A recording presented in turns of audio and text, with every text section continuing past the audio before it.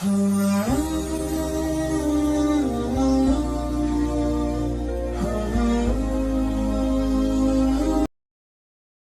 teman-teman, poin pertama, bab kecewa.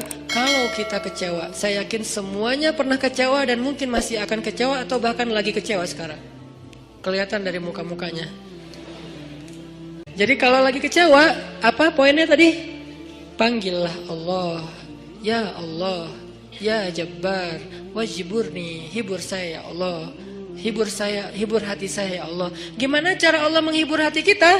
Allah menghibur hati kita itu dengan diberikan wajilat qulubuhum. Allah menghibur hati kita dengan dijadikan liyazdadu imanan ma'a imanihim. Allah menghibur hati kita dengan dijadikan apa?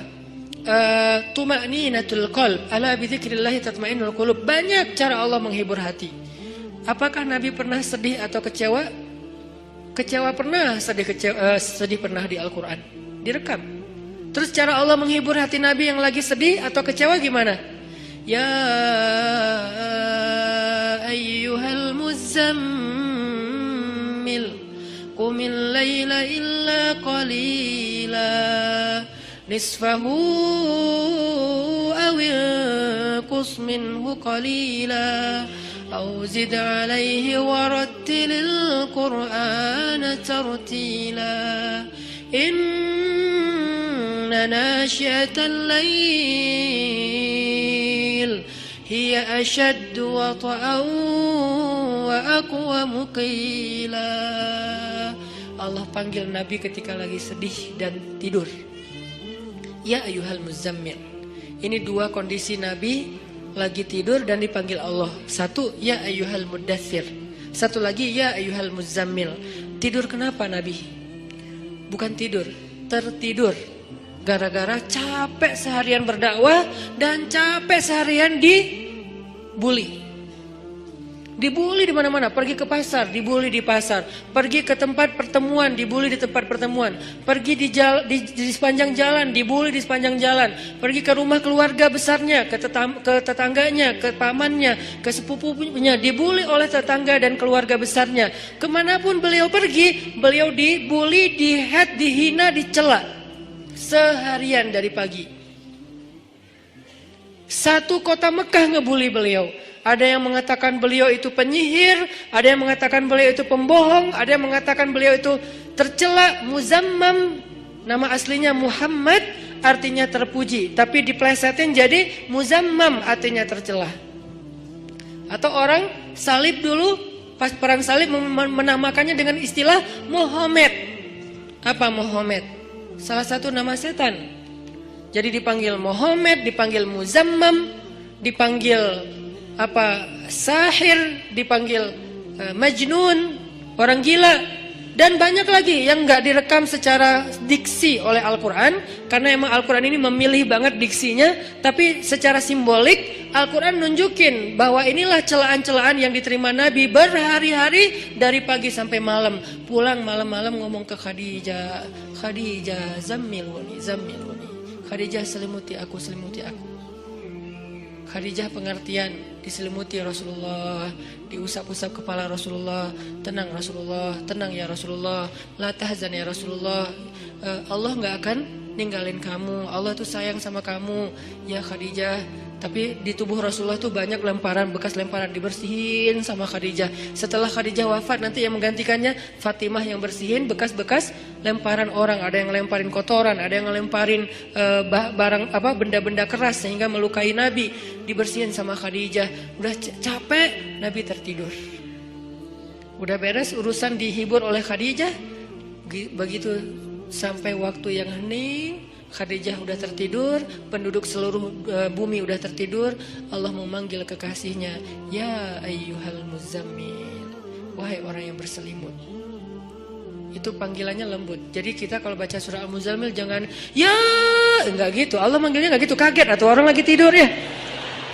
Nah, ayatnya aja lagi berselimut, manggilnya teriak-teriak. Jangan, itu namanya prank. Itu bukan tilawah, itu ngeprank. Makanya jangan tilawah sambil ngeprank. Ya ayyuhal muzammil, wahai orang yang berselimut, qumil laila illa qalila. Di situ kelihatan Allah tuh pengertian banget.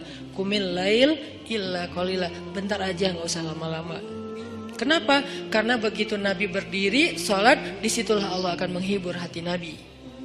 Kalau kita belum bisa terhibur dengan sholat tahajud atau minimal dengan sholat 5 waktu, berarti hati kita berpenyakit. Fi qulubihim marad. Dan itu harus kita obatin. Obatnya apa? Obatnya istighfar. Kalau orang banyak dosa, belum bertaubat, belum beristighfar kepada Allah, dia susah minta dihibur oleh Allah. Dan terus nanti dia kayak menuduh Allah gak menghibur dia. Padahal Allah udah sering menghibur dia, cuman gak berasa di hatinya. Karena hiburan Allah itu hanya bisa dirasakan oleh orang-orang yang hatinya bersih. Dan cara membersihkan hati itu tazkiyatul nufus atau tazkiyatul qulub, tathhirul qulub adalah dengan salah satunya istighfar. Perbanyak istighfar supaya begitu nanti kita ada masalah, kalau kita nanti lagi disakitin, kalau kita lagi kecewa dan sedih, kita bilang wajiburni ya Jabbar, wajiburni ya Jabbar. Allah hibur kerasa, kita lagi dihibur oleh Allah. Kan enak ya, kalau apa yang Allah perlakukan kepada kita tuh kita kayak ngerasa, itu enak tuh. Daripada Allah udah habis-habisan ngehibur kita, kita nggak ngerasa. Ibarat Allah udah ngirim kita japrian, nggak dibaca-baca sama kita. Terus nanti kita tuduh, lu kok nggak empati banget sih sama gue lagi sedih-sedihnya, gue curhat nggak dibalas-balas. Udah dibalas, nggak ada, lu aja nggak baca. Oh ya ada, banyak ternyata. Artinya nggak dibuka sama kita kan? Kenapa nggak dibuka? Mungkin pulsa kita habis, mungkin handphone kita error, mungkin apa dan segala macam kemungkinan. Nah gitu juga dengan Allah. Wa idza sa'alaka 'ibadi anni fa inni qarib. Qarib itu kalau lebih dekatnya namanya akrab. Akrab. Qarib, karib. Sahabah qarib, sahabat karib. Itu bahasa Arab. Kan saya sering nge-mention bahwa ini dari bahasa Arab, bahwa biar kita tahu identitas bahasa kita itu sebetulnya sebagian besar diambil serapan dari bahasa Arab. Terus siapa yang merangkai bahasa Indonesia dari bahasa Arab kalau bukan ulama? Jadi nggak bisa dilepaskan antara ulama dengan Indonesia, antara ulama dengan kebangsaan, antara ulama dengan nasionalisme. Toh bahasa nasional kita dibentuk oleh ulama. Buktinya serapannya 90% itu bahasa Arab. Sebagiannya benar terjemahannya, sebagiannya keliru, tapi tetap aja bahasa Arab. Makanya kenapa saya sering mention itu bukan mau apa di Arab-Arabin biar gaya, biar kelihatan ustadz gitu, enggak. Kalau mau kelihatan Arab banget saya banyakin Arab emang itu mah. Ini enggak lagi kayak gitu. Lagi pengen menarik benang sejarah kalau bahasa kita itu emang sebetulnya bahasa Arab yang diserap. Jadi kalau ada yang agak alergi tentang Arab, saya pikir ini berlebihan. Kita nggak alergi terhadap ras, mau Arab kayak, mau Eropa kayak, mau Afrika, mau apa, ya kan itu semuanya takdir Allah kan. Emang kita bisa minta diciptain sebagai orang apa? Nggak bisa kan? Ya Allah saya pengen diciptain sebagai orang apa ya enaknya.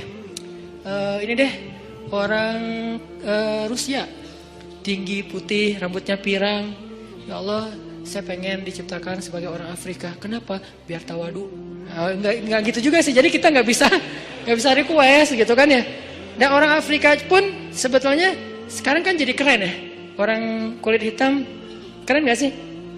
Berasa sekufu, segolongan.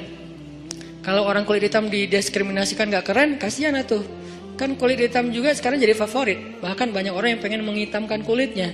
Ini artinya ya nggak bisa request mau jadi orang apa, sehingga kita nggak boleh benci golongan ataupun ras, karena dia diciptakan kayak gitu tuh bukan pengennya dia, itu namanya sunnatullah dan takdir, itulah ketentuan Allah. Kalau kita cela rasnya, berarti kita mencela pencipta ras itu, yaitu Allah Subhanahu Wa Taala. Balik lagi ke yang tadi, intinya bahasa kita emang diserap dari bahasa Arab. Nah kita minta sama Allah. Kata Allah, inni qarib, aku dekat sama kamu. Ujibu da'watad da'i idza da'ani. Ujib dari kata jawab. Jawab bahasa Indonesia juga jawab. Jawabun, jawaban, jawabin, itu grammar.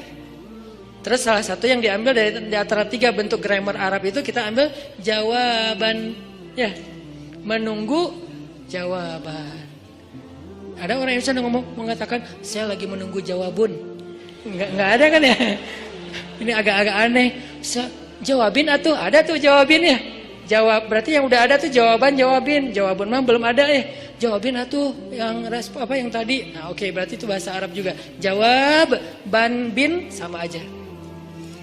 Ujibu, berarti bahasa Al-Quran sendiri itu sebetulnya tanpa baca terjemah, kalau kita tahu akar katanya, ya itu emang bahasa kita, bahasa Arab, bahasa Indonesia. Ujibu da'watad da'i idza da'an.